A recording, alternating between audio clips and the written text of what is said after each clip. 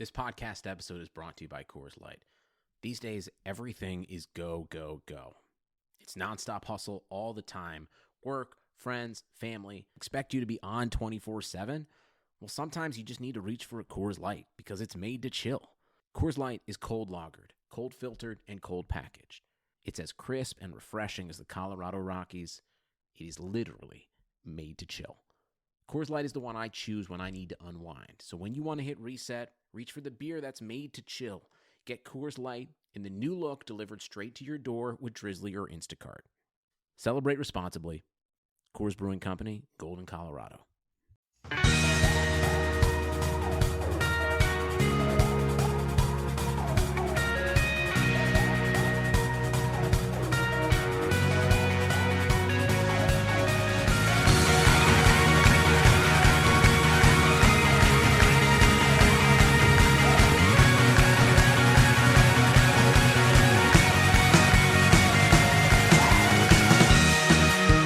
Welcome to the Timeline of Phoenix Suns podcast. My name is Mike V. Hill. With me today, of course, is my co-host, Sam Cooper. How are you doing? I've been better, Mike, after last night's loss, but I do have to say I'm doing pretty well. And hopefully the Suns start winning some games soon. It's not looking too great for us right now without DeAndre Ayton or Rashawn Holmes. Is the Dragon finally developing now that he's not under team control? Well, we should definitely talk about that in a minute. I will say right off the bat, I am proud of Dragon for trying. That's about what I can say. Yeah, it's like I weirdly I feel like a father. I'm the mother of dragons, essentially. I'm Daenerys, and I'm watching a dragon finally fly off on its own. We have some housekeeping right up front. For the first time ever, we're going to talk about ourselves right up front on this podcast, and we finally did it. The Timeline Podcast is now a podcast and a YouTube channel. We finally created a YouTube channel. We've talked about it in the past. We asked for your feedback as fans of the show, and a lot of people said that they would like it if we created a YouTube channel. So we finally did, and with that, we've uploaded some of our previous videos that we created for Twitter. We call those our Timeline Skills Breakdown videos. There was one, of course, about TJ Warren's shooting. We did one in the past about DeAndre Ayton's passing. Those are there. But our very first YouTube video, because Twitter only allowed us to make videos 2 minutes and 20 seconds, our very first one is a 13-minute soliloquy that Sam created on the power forward problem that the Phoenix Suns are currently facing. Do we have a power forward problem, Sam? Let's start there. Yes. Why? Describe it. The Suns are the worst rebounding team in the NBA. It's gotten to the point, Mike, where I've seen you talking about why not just start Quincy Acey the rest of the season if we're going to lose games anyway, and he'll at least use up all 6 of his fouls and grab a few rebounds, because TJ Warren has been awesome this season overall, I think, and I'm still going to defend him mostly just, for how much hard work it took to rebuild that previously broken shot of his. But the rebounding has been a huge issue. We've talked about it on the podcast in the past, so I don't feel the need to go into great detail. But essentially, the Suns need to fix this issue, and unless they luck into Zion Williamson, which is not that likely this year with the new lottery odds, they're going to need to look at the plethora of options in free agency. So that's really what the video is about. Now, the problem is sort of centered around starting TJ Warren at the power forward position. And it's a difficult conversation to have because there are potential solutions to that with the current roster, but none of them are great. And some of them are starting Quincy Acey. Now, when I talk about starting Quincy Acey, even I'm not sure if I mean sending TJ Warren or sending Mikal Bridges to the bench. I've sort of argued both sides of that online in the past few weeks. But I will say it's frustrating to watch TJ Warren, because what I've been doing ever since we started talking about this issue that we've been dealing with power forwards and rebounding is just watching TJ Warren off the ball and seeing what he does as shots go up. And he's just, he floats around a little. He's not always focused. He doesn't put a body on his man, and rebounds come easily for the other team when he's on the floor. And this is not his fault. His natural position is, of course, the small forward position. He's playing out of position at that power forward position. But watching him, it's been very frustrating when talking about this issue. And I brought up Quincy Acee, of course. It is a funny thing to say. This guy, he's really put up very little stats. He's finally made a few three-pointers in the past week. Very impressed with his shooting stroke, especially just because he doesn't look like a guy that can shoot. He needs to shoot it more. I agree. At him last I think night. he does. He finally let a few fly, but there were still so many opportunities he had where he had a wide open shot and he just hesitated.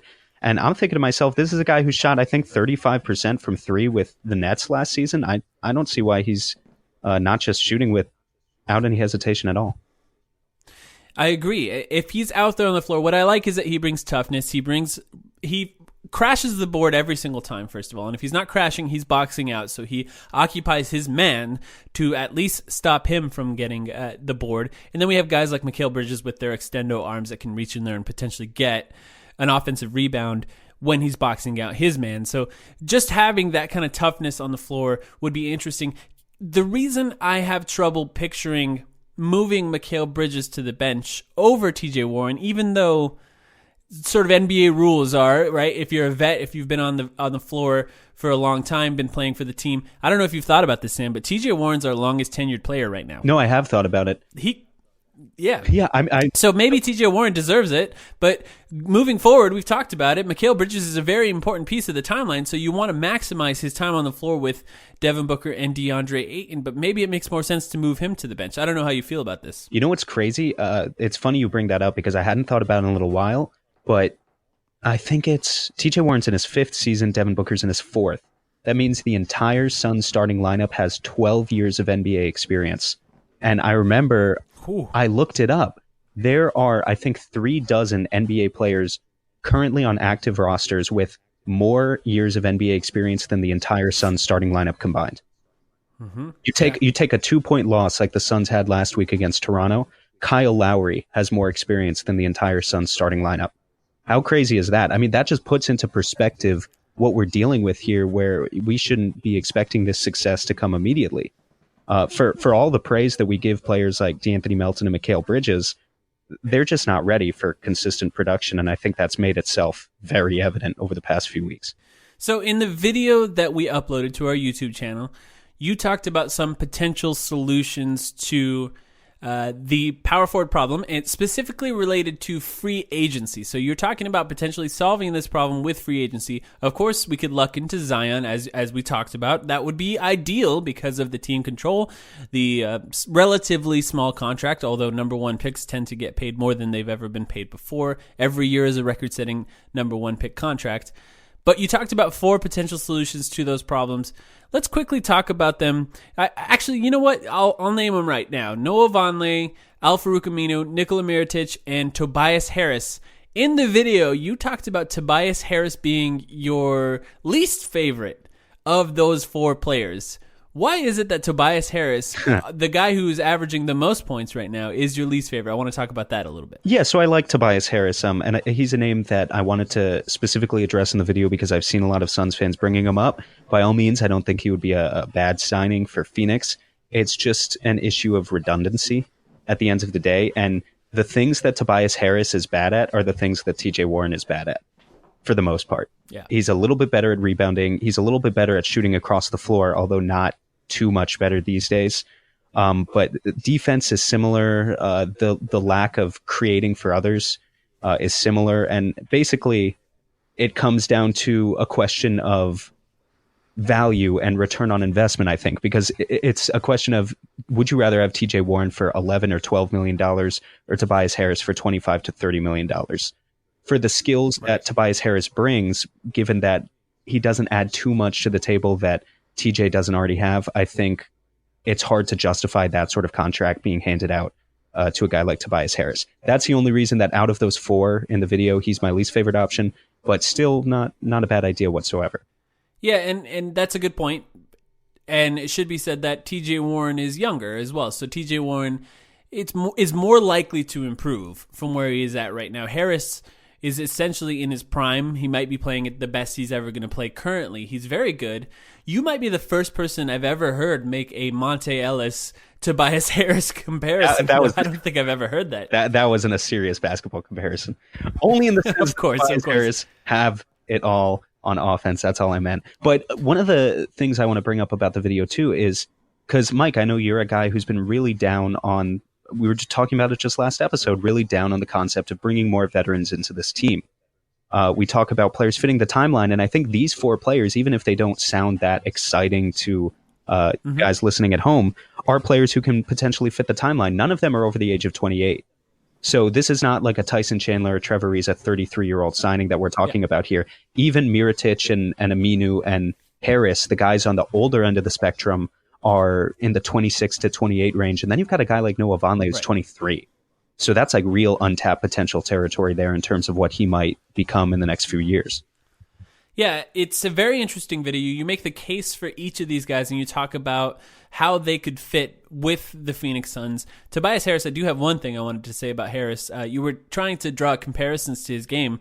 One guy I think Tobias Harris is relatively similar to, maybe up until this season, is actually Devin Booker offensively. He has a very similar game. He kind of moves side to side in similar ways. He can shoot throughout the floor. Similarly, he can attack the basket. Similarly, I think this year, the development in Devin Booker's game in the playmaking area is, I think, the difference between Tobias Harris and Devin Booker now, of course. But I think very similar games in the past. For those of you who don't watch a lot of Tobias Harris, he's kind of like Booker. Maybe not as lethal, but very efficient this year. Now, one thing I do want to talk about, though, Noah Vonleh, quickly. It's very interesting. You mentioned he's an unrestricted free agent. I did not realize this. What happened with Vonleh? How is he flying under the radar like this? And what makes you think he would be a good fit with the Phoenix Suns? He flew under the radar because he sucked. Frankly, I mentioned this is his 4th team in 5 years. So he was one of the situations where it came to the end of his contract, his 4-year rookie contract, after he was a former top 10 pick with, I don't even remember who, was it Charlotte that he was drafted by, or he was with Portland at one point. I don't remember which one drafted him, but he came to the end of his contract and all he could find was Portland, I believe. All he could find was a 1-year deal with the Knicks. Portland, thank you. And he's been killing it this season, just defensively. Offensively, he doesn't provide much. He's basically going to be a spot-up shooter and a rim runner. Gives you a little bit of dunking. He might try to create for himself a little bit in the post. You shouldn't let him do that too much. It'll be a little bit like Miles Plumlee hook shots, if you remember those from a few years ago.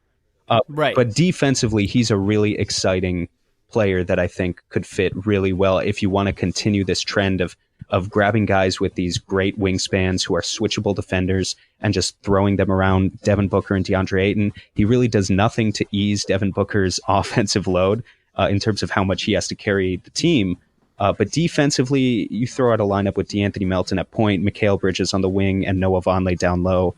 And even if you've got 2 subpar defenders in DeAndre Ayton and Devin Booker around them, that team's going to play some good defense.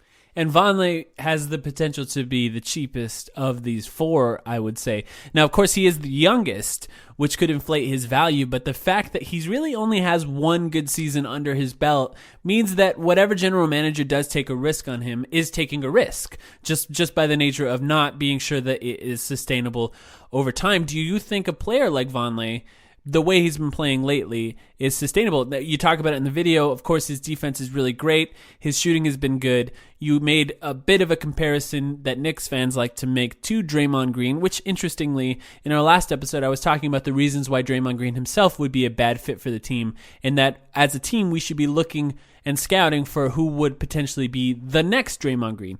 Now, I don't want to put that kind of pressure on Vonleh because he doesn't have those playmaking abilities. No, exactly. But, I mean, do you think that it's sustainable for him just based on what you've seen? I think this current level of play is sustainable. I think it's impressive what he's doing given the type of core that he's dealing with. He's currently playing on a New York Knicks team whose first option scorer is a relatively inefficient Tim Hardaway Jr. I usually tend to not like using the phrase empty points. But Tim Hardaway Jr. is the type of player who's scoring 20 points per game as a matter of circumstance of the type of team that he's on.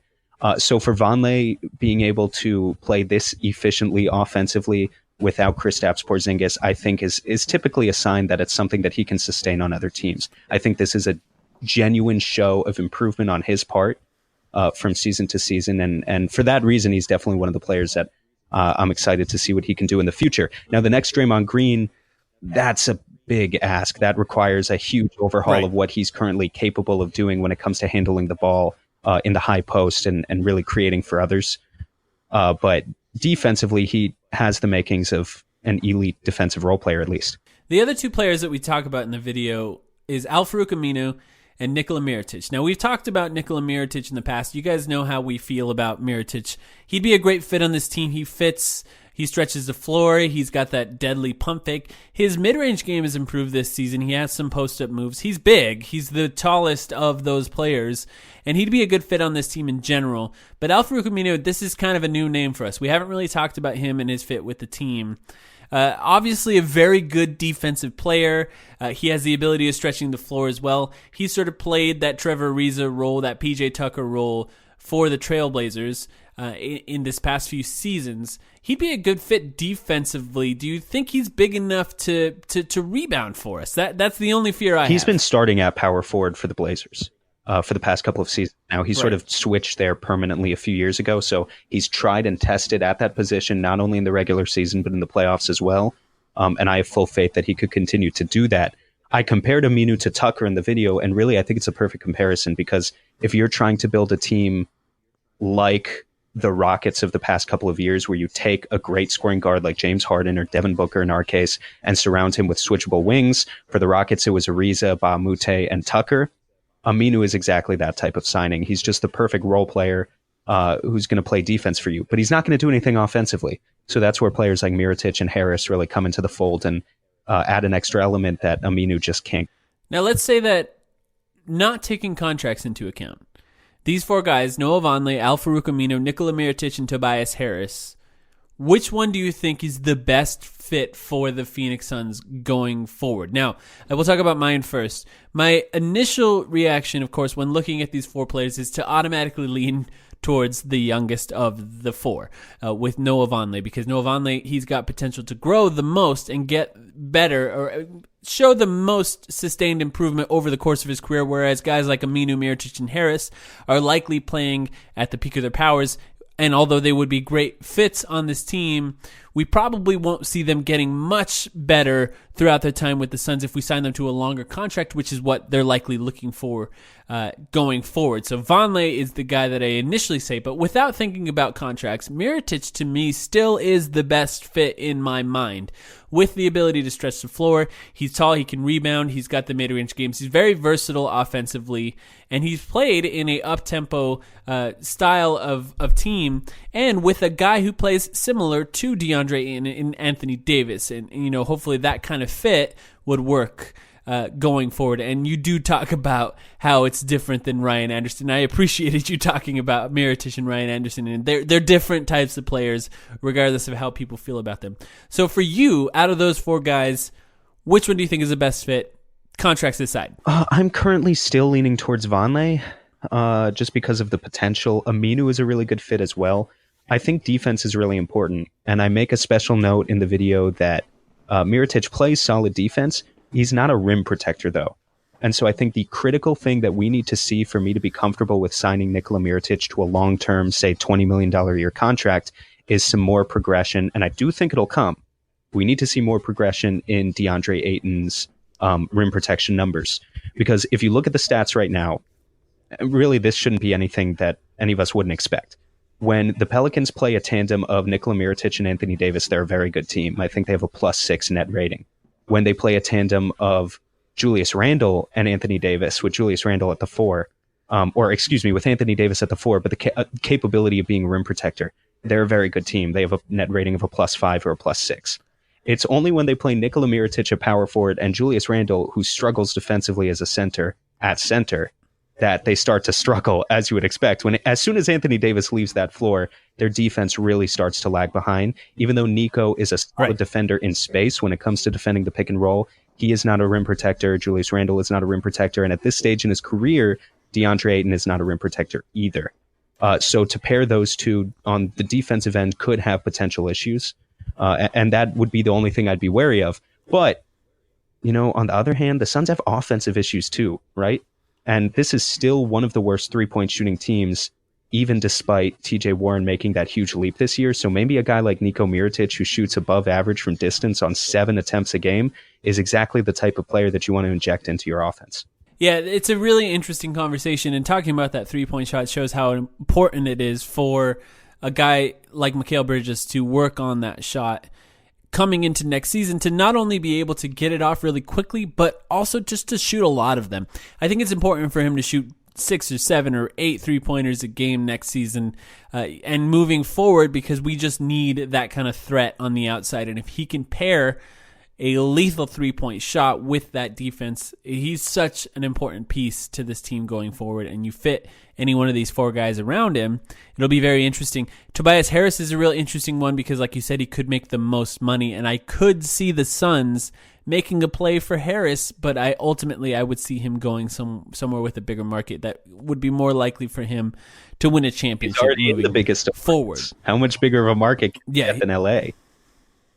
Right, and he could. Here's the thing too: if Kawhi Leonard doesn't go to LA, why would they not just offer Harris the max and just keep him there at the max, and then he becomes a trade piece moving forward after that? Now these 4 guys that scares Clippers fans. Just to talk about it really quickly, because one of the things I mentioned in the video too, Harris is a great player. He's having a great season, and he's technically the first option scorer. I think he's technically their leading scorer by 1 point per game. He has the advantage over Danilo Gallinari and Lou Williams, so it's not much. But he's technically the first option scorer on an 8th-seeded playoff team in the Western Conference, and that's pretty difficult. He has those issues in the clutch, though, so are you really prepared to throw a max contract at a guy like that where you're really not sure if he's a star player or not? He's kind of on the cusp. He's really a better fit on the Suns in that sense, because we'd be able to surround him with so many offensive pieces. Of course, the Clippers would just be better right away, just by the nature of them having more players in their primes or more veterans that are just used to the NBA grind. But it would be really interesting to see him on this team, and I think there would be a lethal offense more than any of the other guys if he was on this team. Now, it should be said, though, we do have some power forwards on the roster, including a guy who just started at center in the last game in Dragan Bender. Is Dragan Bender not the power forward of the future now that we've seen him play one good game? Unfortunately, I think... Look, it still has to be over for Dragan, right? Like, what we were talking about it last episode too. What future is there for Dragan Bender on this team? What would have to happen for him? And I'm glad he played last night. Let me preface it with that. I'm glad he played well last night, and I hope he earns minutes in the future. If he plays well, he deserves to be rewarded with minutes from Igor. But how well would he have to play in the second half of the season to actually get another contract with the Phoenix Suns? And what would that even look like? Well, it's a similar situation where why would he resign? Right. Well, and that's the other thing. Why would he even want to come back? Yeah. If he plays well and he earns another contract in the NBA, it's just more likely that he ends up somewhere else, just like we talked about in our last episode about inducting guys into the timeline. Just a guy like Dragan Bender, we've given up on him, and we made it very public as a team that we're giving up on him by just renouncing his rights before we even had to, in order to ensure that we have the cap space going into next summer. So it's unfortunate, but it's not going to work out for him. And he played center too. He did not play power forward. We have DeAndre Ayton going forward. Not to say that any team Dragan Bender could earn a starting position, but we also have the potential of re-signing Richaun Holmes, and there's no chance any fan of this team would want to keep Dragan Bender over Richaun Holmes going forward. He gives us what we need out of that backup center position better than anyone can, and even though Bender has the potential of, being sort of that versatile guy on the perimeter and making some three-point shots, even though he hasn't really been making them this year, I can't imagine anyone wanting him over Richaun Holmes going forward, right? No way. Richaun, the one thing that Dragan has for him is that he's supposedly a floor spacer, but he's a floor spacer, shot 0 for 5 from 3 last night. Let's make that clear. So he still struggles to get the right amount of lift on his shot at a lot of critical moments, and just in every other sense of the game, Richaun Holmes blows Dragan Bender out of the water. And I just want to give a shout out to Ryan, the guy who runs the Suns Reddit Twitter account. I don't know if you saw this, but he had a great thread about Dragan Bender using GIFs of the dragon in Game of Thrones, talking about it dying and coming back to life and then ending up on the Spurs, which of course is the White Walkers and the ice dragon in Game of Thrones. And this is the likely scenario with Dragan Bender. Have you seen Game of Zones, the Bleacher Report Game of Thrones? Oh, yeah. Yeah. So, I mean, they make the same comparison with the Spurs in that one, and it's just perfect. Exactly.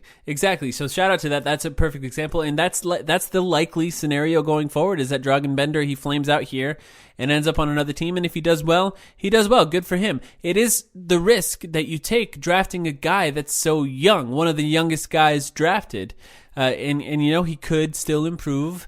It's possible. I don't think it's going to happen. Do you think it's possible that he does improve somewhere else next season? Totally. He's 21. Yeah, he's 21, but we can't afford to keep on waiting around for it. And did you notice last night too? There's something I really quickly want to address. I feel like I saw a lot of hate for Devin Booker's playmaking in the last moments of the game last night.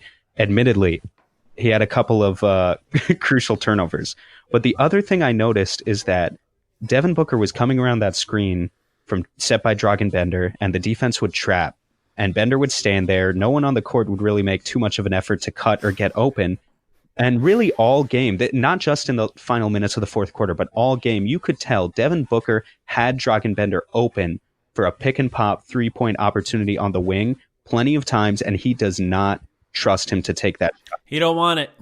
He does not. He doesn't want it anyway. He does not trust him to take that shot. Dragan Bender could have shot 15 threes last night with the amount of open looks he had. He only took 5 and he missed all 5 because Devin Booker was not really looking for him because he realized that that's not really as efficient of a scoring opportunity as we as Suns fans would like to think it to be. I saw a lot of people shitting on the concept of, Devin Booker with his late game heroics playing point guard last night.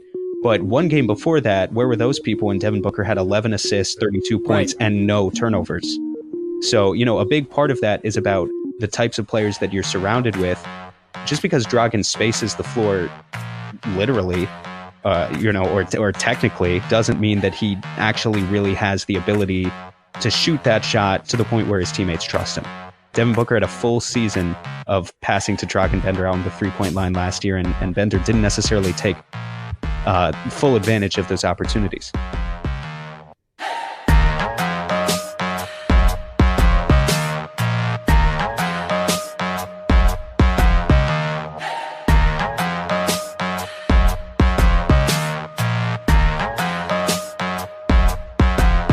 So the NBA trade deadline is earlier than ever before this year. It is on February 7th, just around the corner. It will be here before we even realize, just in the next few weeks. So we're going to talk a little bit about that trade deadline. We're going to talk about what we expect the Suns to do, what we want them to do. But one thing I want to talk about is actual trade value. So Bill Simmons has made a living writing about trade value for the entire NBA. And what he does is he details who has the most trade value in the NBA, and usually the top 30, top 40, top 50 players. Now it's some big State Farm funded, weird website where Luka Doncic is like moving close to the number one spot in his mind because, of course, he reminds him of his favorite player ever in Larry Bird. Oh. Whoops. You know what's funny? There's a subreddit about Bill Simmons, and they talk about how he mentions Jason Tatum on every podcast, and I cannot help but notice that no matter who he's talking with, he compares their career to Jason Tatum, and it really is remarkable that he finds the ability of shoving Jason Tatum into any conversation. He could be talking to anyone, literally an actress, an actor, and he'll say, you know what, you had this stretch of movies that you were in, and blah, blah, blah, blah, really great stretch of your career. You know what it reminds me of? Jason Tatum. It really is a remarkable skill. It is remarkable. So he talks about trade value, though, and I do want to talk about trade value a little bit because what's interesting about trade value is that contracts matter, age matter, and potential matters. Those are the 3 most important things in trade value. And what that means a lot of times is that your best player on the court is not always the player that has the most value on the trade market. So with our team, the obvious question is Devin Booker the player on the team with the highest trade value? What do you think, Sam? That is a fantastic question that I go back and forth on every day because at the core of it, here's the thing. DeAndre Ayton anytime you draft a guy, you have the potential for 9 years of team control. They're 4 years on the rookie contract plus a 5-year max extension. So Devin Booker right now has already played 3 seasons. So we're looking at we have to compare 5.5 more seasons of Devin Booker being under Suns team control versus 8.5 years of DeAndre Ayton. Don't we think that given the tremendous start to DeAndre Ayton's career that he's had so far, he'll be at the point in a few years where you'd take 8.5 years of DeAndre Ayton over 5.5 years of Devin Booker if you had to? I'm willing to say yes, and so I think you could probably convince me that DeAndre Ayton is actually the guy with more trade value, just technically, than Devin Booker right now. This might be boring, but I agree with that. I actually think that Ayton has more trade value on the market. It's just Devin Booker's contract kicks in next year, and he's going to be one of the highest paid players at his age and in his contract range in the NBA. And that alone makes it harder to trade him. And I'm not saying we should trade anyone, but the question should be brought up.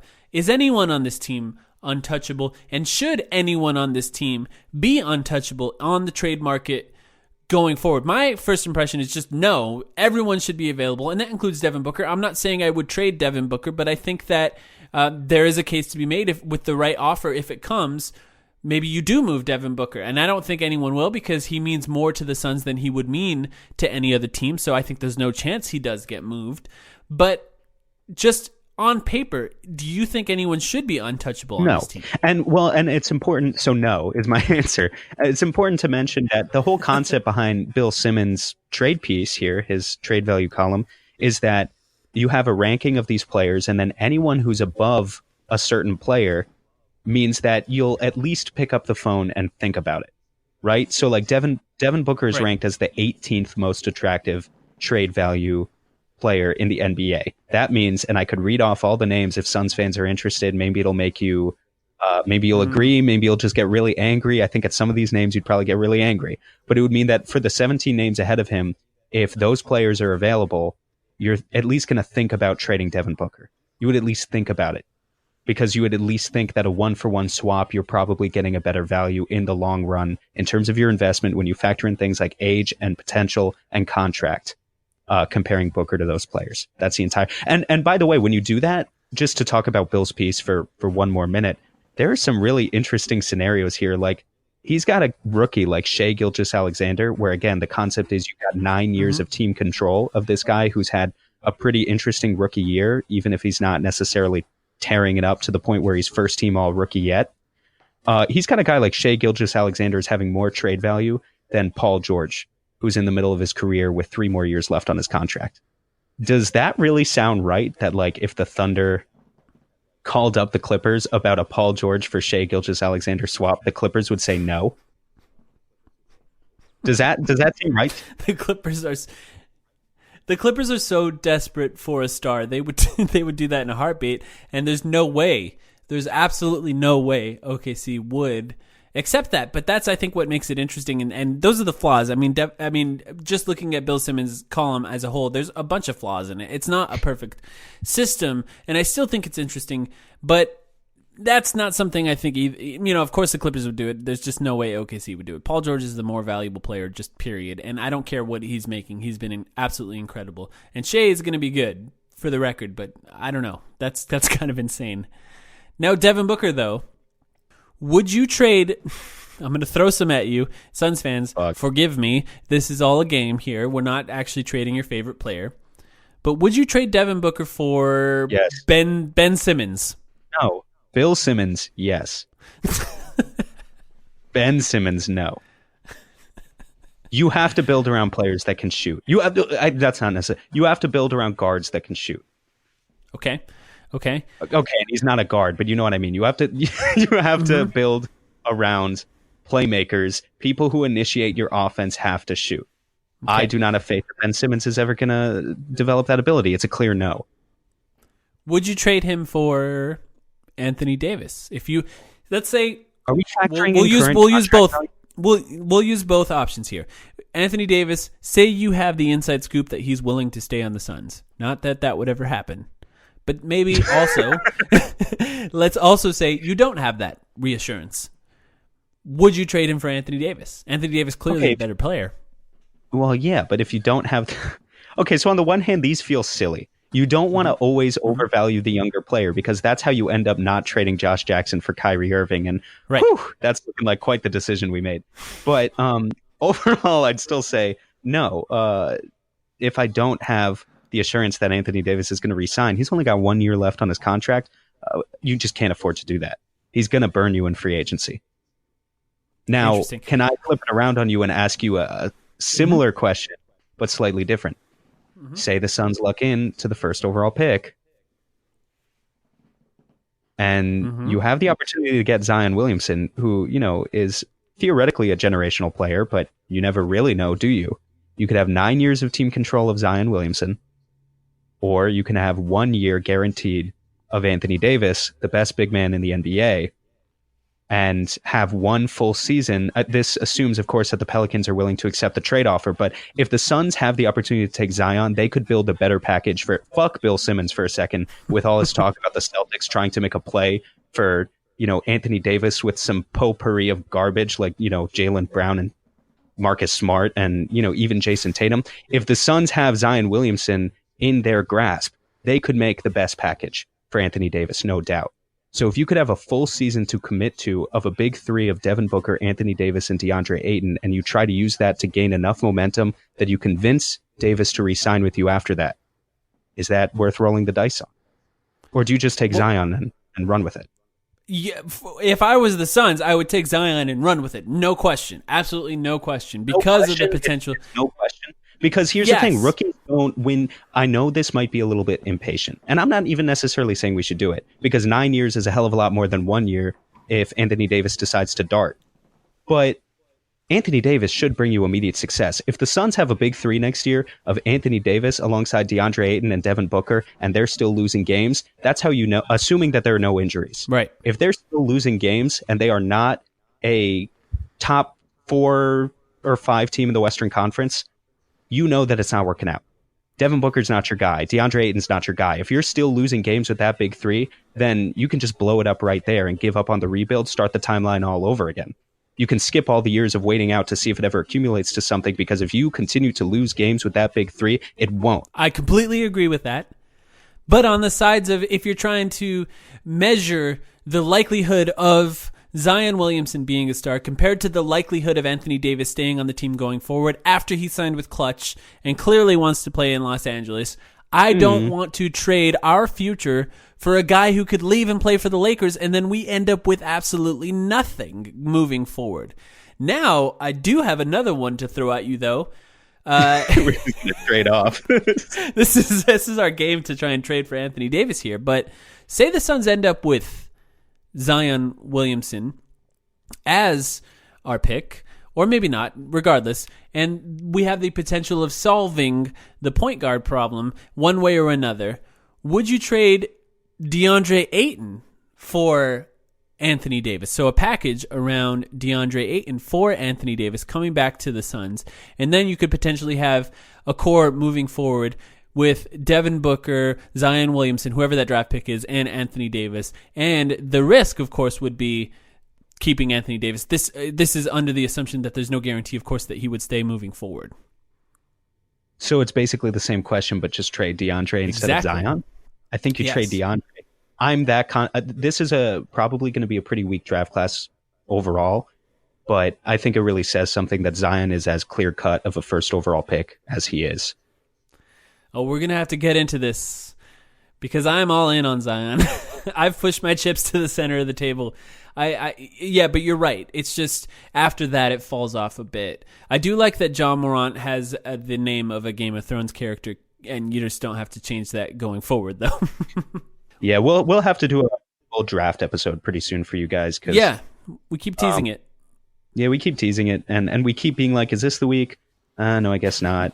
I mean, people aren't watching. I feel like people don't, I don't know, maybe, okay, meta moment. Maybe you guys can tell us if you want the draft episode coming soon or not. Because are you even interested in college basketball yet? Are you that depressed about the Suns? We have the trade deadline coming up. Normally that would be like a thing to boost morale almost in the, like it kind of wakes fan bases up from the dead in the middle of the season, if you will. But this year, I really don't think the Suns are likely to do anything. So I guess we'll have to see. Maybe a draft episode is the right. Draft soon. If not, I think maybe we start working. We have a YouTube channel now, so maybe we start working on some draft takes on our YouTube channel and teasing those out a little bit. Because the draft, if we start this draft conversation now, guys, you're going to be so tired of it by the time the draft comes, and who knows what. Thank God, I'll say this right now. Thank God we started this podcast when we did, because we started it just a few weeks before the 2018 draft, and we only had to do one episode. It was 2 hours long, but it was one 2-hour long episode of us talking about our draft takes. And I think, had we had to do then what we're realistically going to have to do this year, where we talk about the draft endlessly during April and May while we watch these other teams in the playoffs, it's going to be rough. It's going to be rough for my... It will be. Yeah.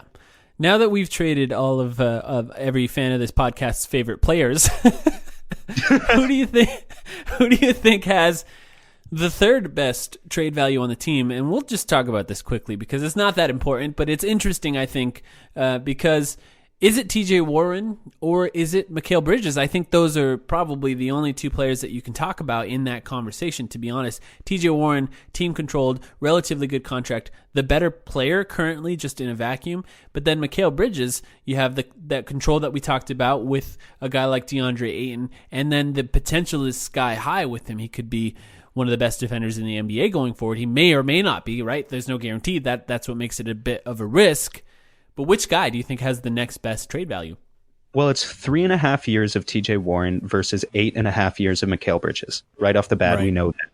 And then I hate to generalize TJ with the amount of progress that he's made, but there's still this idea that if neither of these guys improve, well, Mikal Bridges is going to improve at least a little bit more. But if neither of these guys ever achieves their full ceiling, TJ Warren's place with what he does as a 20-point-per-game scorer, but not much else, has probably a better fit on lottery teams. Mikal Bridges, as at the bare minimum a 3-and-D wing, is the type of guy you can plug into any team in the NBA and get winning basketball out of. So I think just that probably gives the advantage to Bridges. And then, of course, what I said before, more than twice as much potential team control on Bridges. I would say it would have to be Mikal for now. If the Suns ever move players for a star, we always talk about that star player, that star trade that the Suns have been trying to make for years. To me, the most likely player of our court to be involved in that trade is Mikal Bridges, because he's got such high potential, and if you're trading for a star, you have to give up something of value. And that means that he's probably going to be that guy. I don't really expect that to happen. I don't even see any real big names on the move going forward. Just guys like Aaron Gordon or Vucevic. Everyone's trying to feast on the Orlando Magic right now because they have no direction. But I just don't see any big name players moving anytime soon, so I don't think that would happen. But I think if you look at those big trades, you give up something of value, and that's the kind of guy it is. Like Robert Covington and Dario Saric sort of moving for Jimmy Butler. That's kind of the mold of Mikal Bridges. It is exactly like that. Mikal Bridges would be the Robert Covington in that sort of trade, and then Dario Saric is, I don't know, maybe closer to a TJ Warren in terms of trade value. They're very close. Well, Josh Jackson right now, what is Josh Jackson's value? It's low. It's low, right? Would the Mavs even trade Dennis Smith Jr. for Josh Jackson? Probably not. I think they would. I actually do think they would. And I think, but that's actually a problem with Dennis Smith Jr.'s value too, because it's underreported. I think they don't really know how to report this, but it seems like part of the problems with Dennis Smith Jr. are he's being a little difficult with them right now, and I think that lowers his value, which makes it more likely to be around Josh Jackson's value. So I do think they would. I just don't think the Suns value a guy like Dennis Smith Jr. enough, especially with those rumors of his dysfunctionality. I don't think they value him enough to give up on Josh Jackson this early. Now, I do want to talk about what we think the Suns are going to do, though, because this trade deadline is coming up. We've made up all these fake trades. Do you think they're going to do anything at all? What's the point? Give me your case first. What is the point of winning? I know I can already think of what I would have told you 3 months ago. which I think is that the Suns need to win as many games as possible to try to generate the momentum that we wanted to see out of them this season, to convince free agents to even want to sign with you in the first place, to convince people that you're on the upward trend and that you're not just stagnating in filth.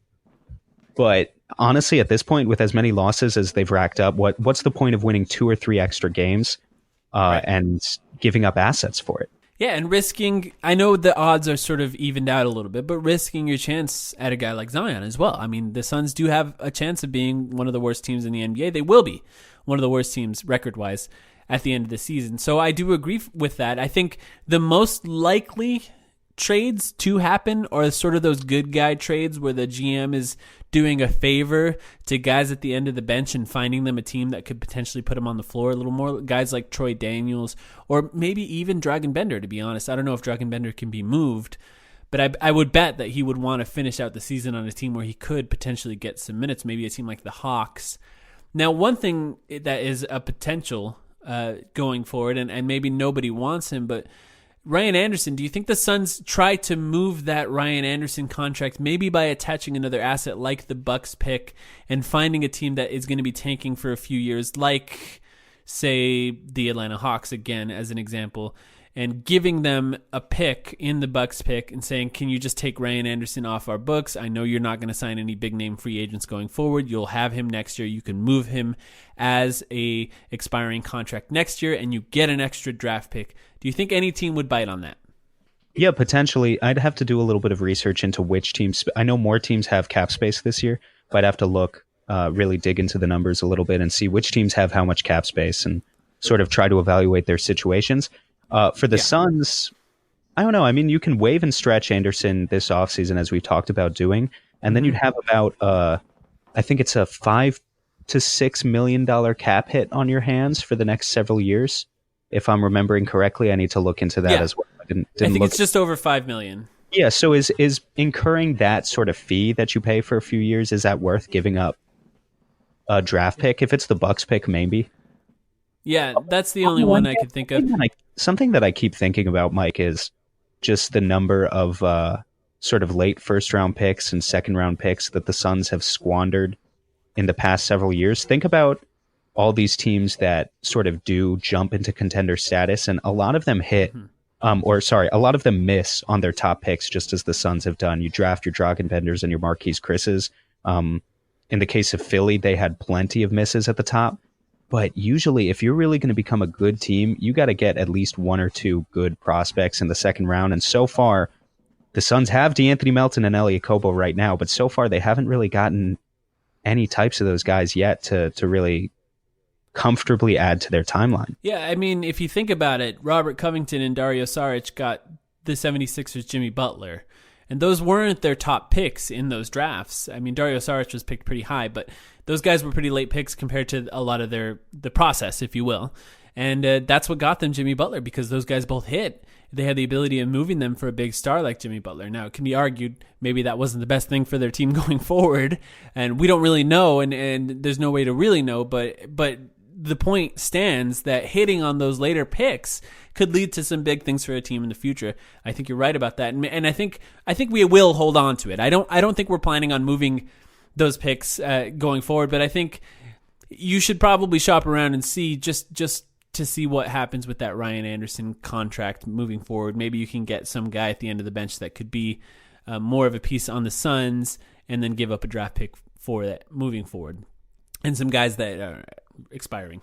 If we're quickly on a tangent about the value of later draft picks or the value of a good scouting department, we need, by the way, answers about the Phoenix Suns scouting department. Or do we have scouts? Do we not have scouts? We need answers, because I don't think either no one's asking or James Jones isn't available and Robert Sarver isn't available. But the second place in the NBA Western Conference Denver Nuggets have their 4 top scorers: Jamal Murray, the 7th pick in the draft; Gary Harris, the 19th pick; Nikola Jokic, 41st overall; Paul Millsap, 47th overall.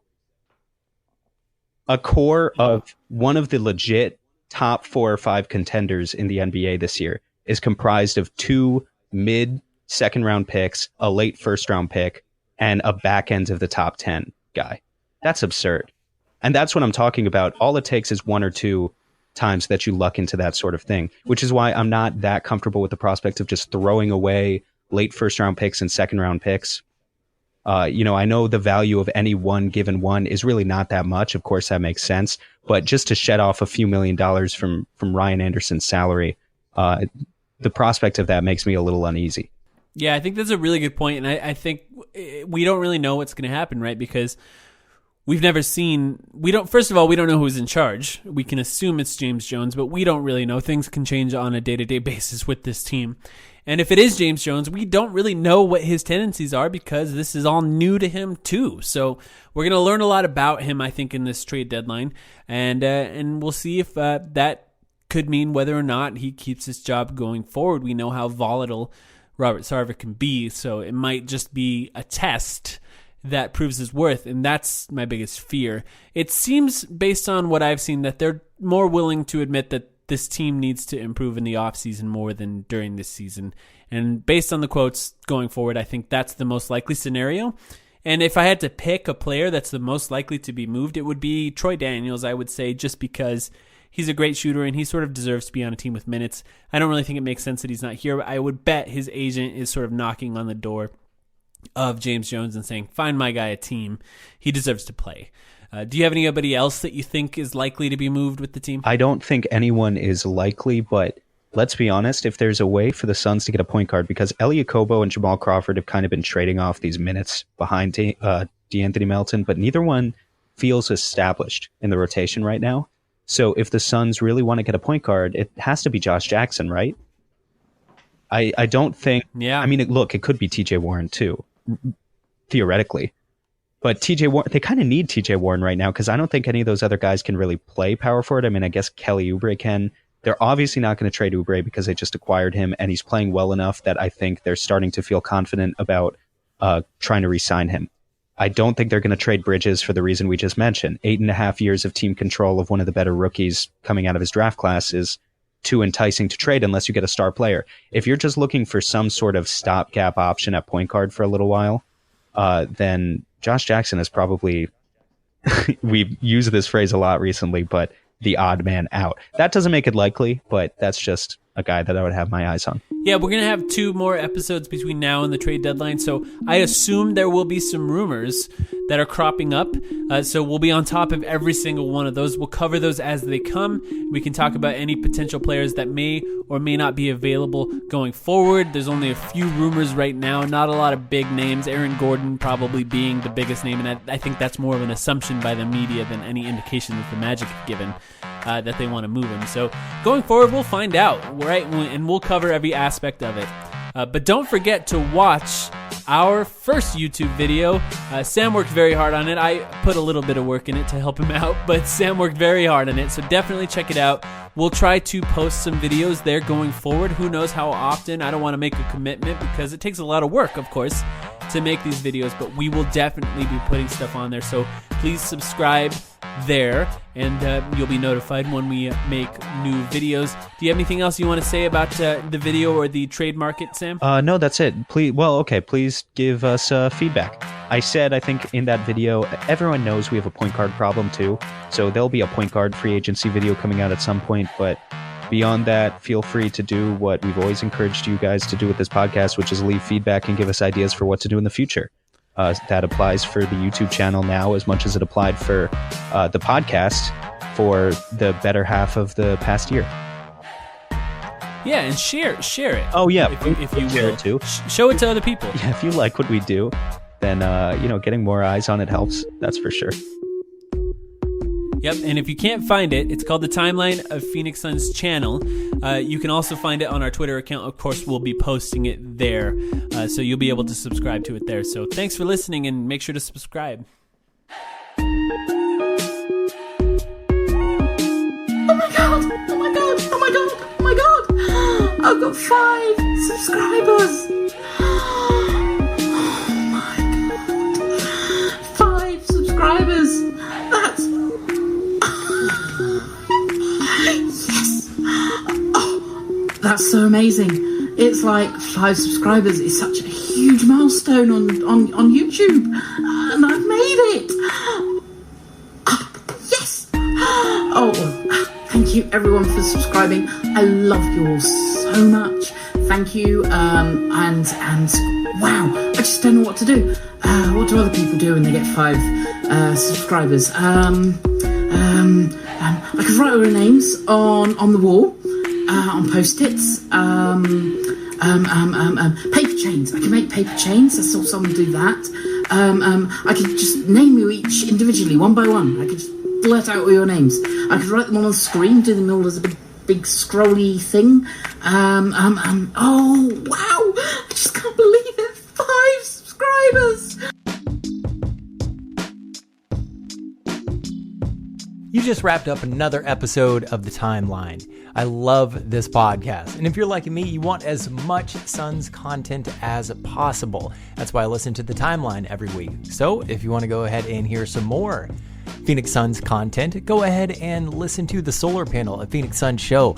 We are available on Spotify, on iTunes, on Stitcher, on Google Play.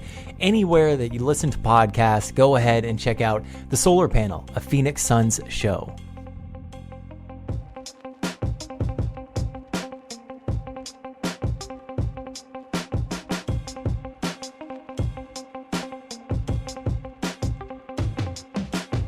Sugar Ray Leonard, Roberto Duran, Marvelous Marvin Hagler, and Thomas Hearns.